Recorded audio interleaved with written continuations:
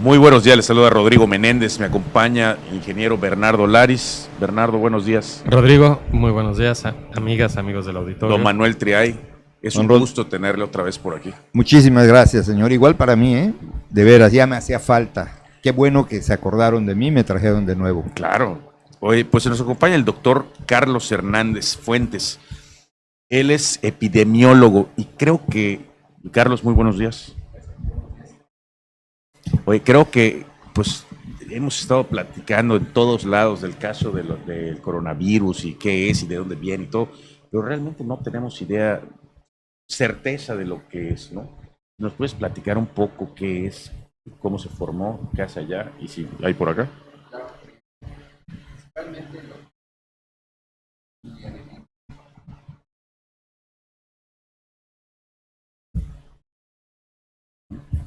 Sí.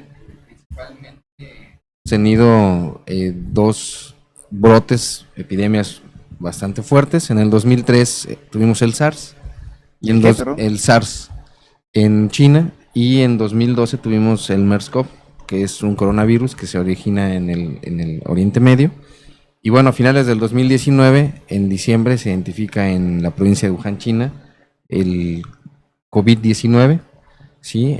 Que es este último, ese último. Al principio le habían dicho coronavirus, una nueva cepa, pero no, realmente lo que pasa es que mutan, los virus tienen la capacidad, así como todo ser y organismo vivo, de adaptarse para tener un ambiente más propicio.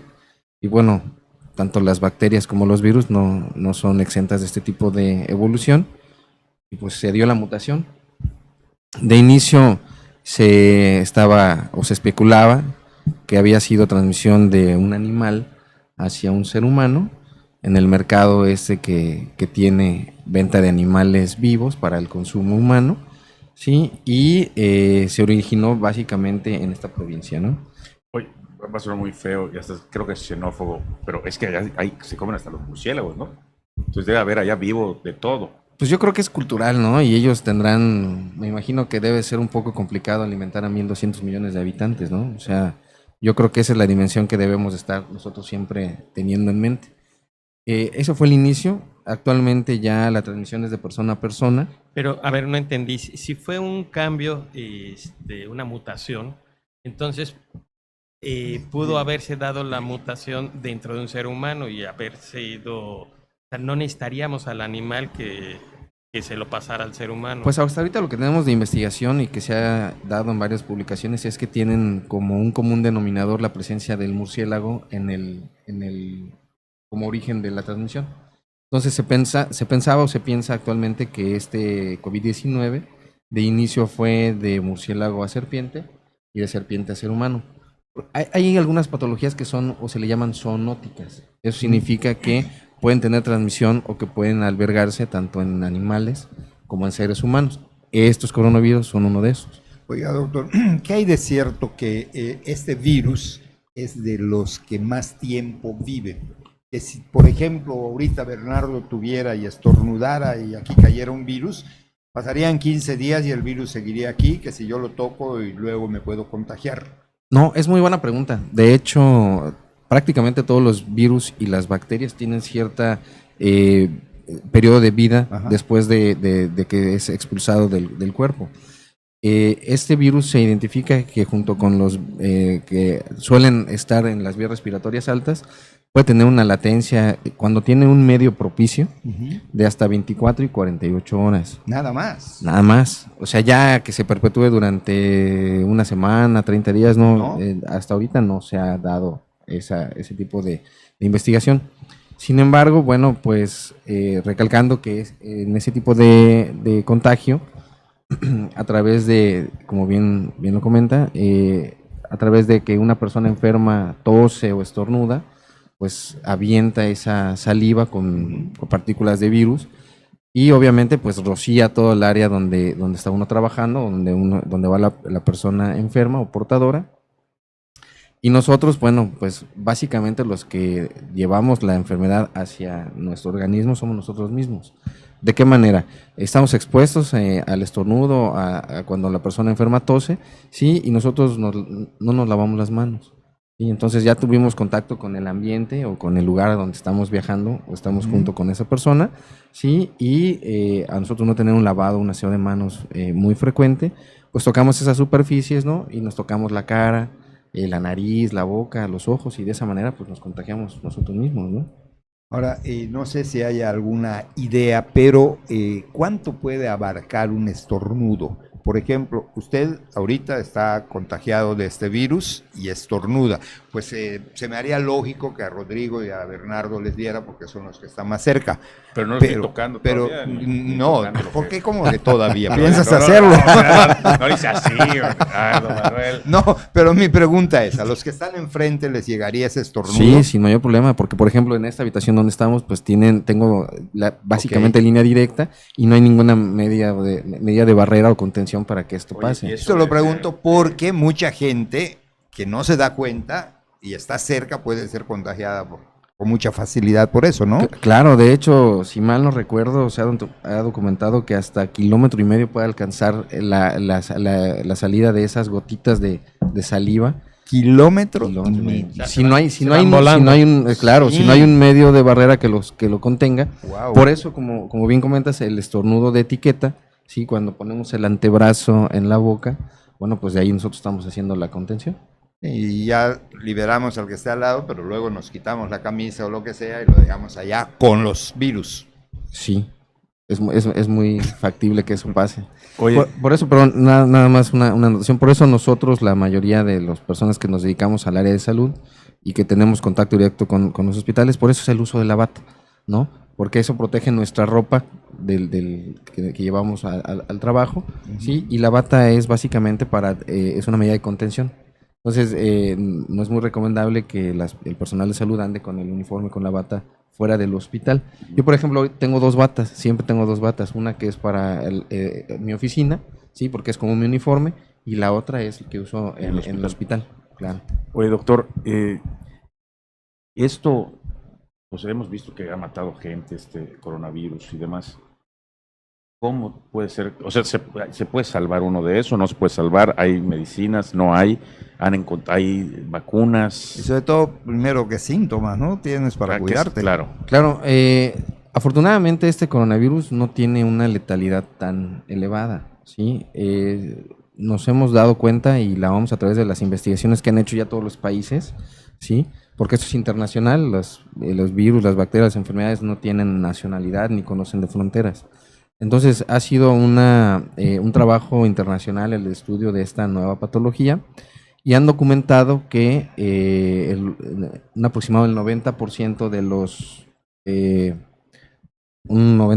de los pacientes tienen sintomatología leve, ¿sí? Y solamente un 10% tiene síntomas graves que ameritan un manejo dentro de un hospital. ¿Pero cuáles son los síntomas? Bien, los síntomas leves son muy similares a un resfriado, un poco más acentuado, y podemos tener, la característica principal es fiebre, dolor de cabeza, tos o estornudos, ¿sí? Y escurrimiento nasal. Oye, me estás describiendo cualquier catarro así leve. De hecho, tenemos una definición que se le llama definición operacional de caso, y nos ponen como caso sospechoso todo aquel enfermo o portador que tenga estos síntomas que ya mencioné y que tengan el antecedente de viaje a países donde tienen la transmisión activa. En este momento son China, Hong Kong, Japón, Italia, Singapur e Irán, los que tienen una transmisión activa ya, ¿no? Y si nosotros venimos de esos países, venimos de viaje y tenemos esos síntomas, pues es un caso sospechoso, ¿no? Y hay que vigilarlo. ¿Cuánto tiempo puede durar el contagio en una persona? Yo estuve en China hace 15 días y ya está.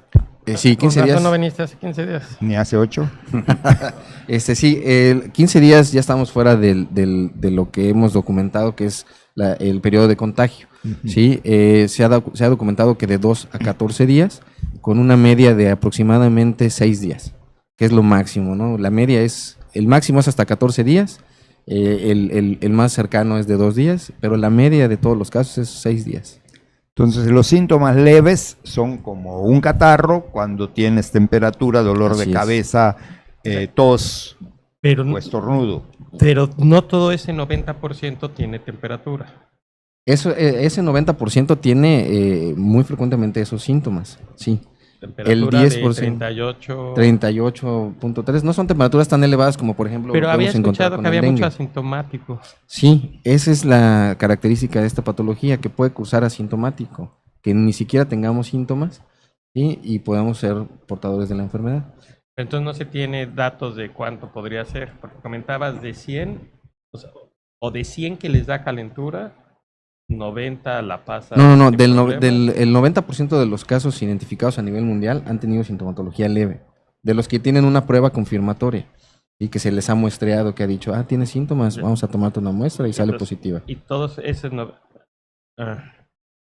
90% tiene temperatura. Tiene esos síntomas, sí, Y claro. el 10% ¿es grave Sí, o es el 10% el asintomático? no, ese 10% tiende a tener una sintomatología grave que requiere un manejo hospitalario. El principal característica de un síntoma grave es la dificultad para respirar. Los pulmones llenos de agua. me imagino. Una insuficiencia respiratoria, entonces lo que necesitamos nosotros es darle un aporte de oxígeno suficiente, ya sea con puntas nasales o en algún dado momento, pues a lo mejor necesidad de intubarlo, ¿no? Para asegurar esa vía aérea. Oiga, doc, he estado leyendo algo sobre este virus y hay una coincidencia en que es menos dañino o menos grave que la influenza. Hay una coincidencia también, no sé si lo que he leído sea correcto, de que se mueren los que tenían que morirse. O sea, esto No per me lo se, pongas así, don es que Manuel. esto por sí mismo no mata, sino que encuentra organismos a modo Claro. para afectarlos, ¿no? Así es, de hecho todas las enfermedades transmisibles se conducen de la misma manera. El comentario de que la influenza ha matado más personas que el coronavirus es correcto, ¿sí? Ok. Ahorita la tasa de mortalidad está en el 3.5, si mal no recuerdo. Eso que significa que de cada 100 personas, 3.5 han fallecido, ¿no? Ujú. La estadística no es exacta. De esos, la característica principal es que son mayores de 65 años, son portadores de una enfermedad crónica Ujú. que daña su sistema inmunológico, ¿sí? Como lo son diabetes, hipertensión, enfermedades crónicas respiratorias, asma, bronquitis, ¿no? Alguna otra patología, EPOC que se le llama, ¿sí? Que pueden asociarse a que el paciente se complique de una manera más rápida. ¿Por Ahí qué la también diabetes decía, ¿viste? genera o es propensa a generar neumonía? No que genere o que sea propensa a generar una neumonía. Lo que pasa es que un paciente diabético que ya tiene muchos años de estar enfermo, sus defensas o su sistema inmunológico ya está muy deteriorado por la misma desgaste de la enfermedad. Y tenemos un paciente sano que su sistema inmunológico pues está activo y es capaz de responder de manera adecuada ante una patología. Pero ¿qué es lo que hace el azúcar? ¿Que ataca al sistema nervioso? No ataca el sistema Lo nervioso. oxida, Lo que pasa es que, por ejemplo, en sí la diabetes lo que hace es que tenemos daño a la microcirculación. Y hay que recordar que todo el sistema, más bien dicho, el organismo, está irrigado o tiene sangre y tiene los aportes y los nutrientes a través de la sangre, todos los órganos del cuerpo.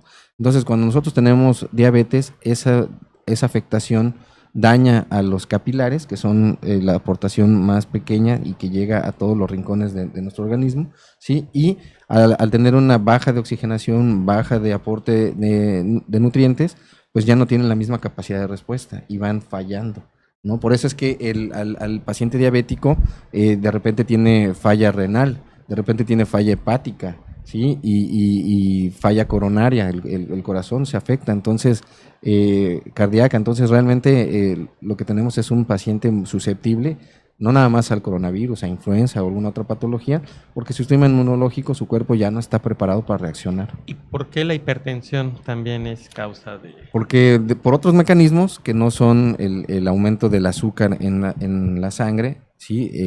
Sino por tensiones y las fuerzas del flujo sanguíneo, daña a su misma manera este aporte sanguíneo a los órganos. Ahora, la gente que es hipertensa pero que está controlada, cuando tiene una enfermedad como el coronavirus, deja de funcionar la medicina que tomaba? No. De hecho, tiene una mejor respuesta que un paciente que no se ha cuidado, ¿no? Y eso es para todas las enfermedades. No es lo mismo un paciente Por este controlado. que sabe que tiene una enfermedad, pero que está controlado, que mantiene sus niveles de azúcar o sus niveles de cifras tensionales a un buen nivel, pues obviamente se prolonga su vida, sí, con una mejor calidad y tiene mejor respuesta ante cualquier enfermedad.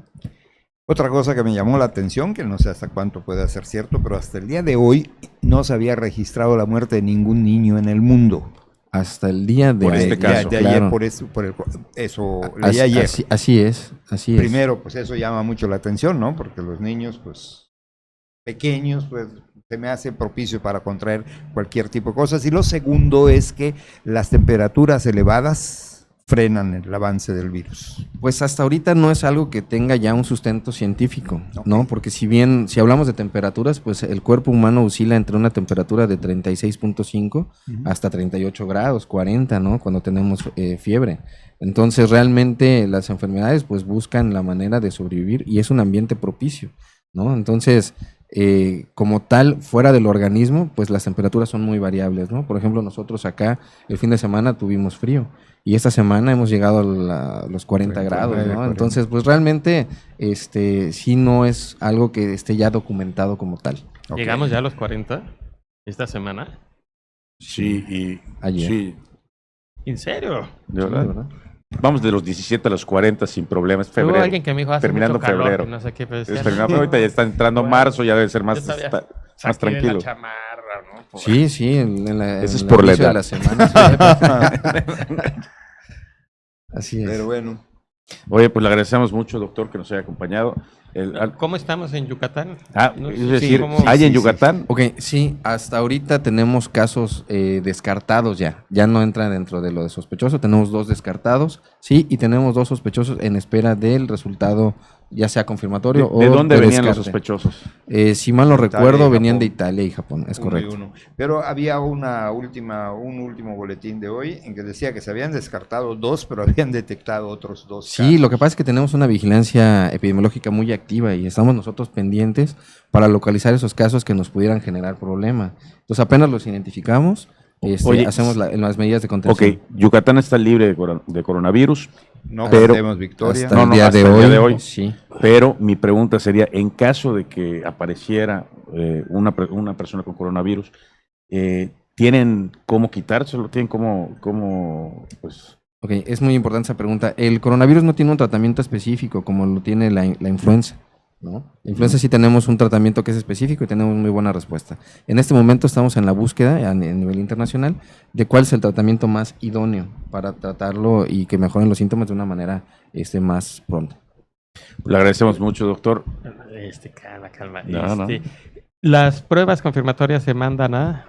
Anteriormente se mandaban al INDRE, que es a nivel federal, pero actualmente ya el Laboratorio Estatal de Salud Pública que tenemos en Yucatán ya tiene la certificación para procesar este tipo de muestras y los resultados que emiten ya se pueden tomar como válidos. Un positivo, bueno, pues se toma como positivo y un negativo ya se puede descartar. ¿Cuánto tiempo tardan en emitir el...? Aproximadamente ahorita estamos tardando alrededor de 24 horas.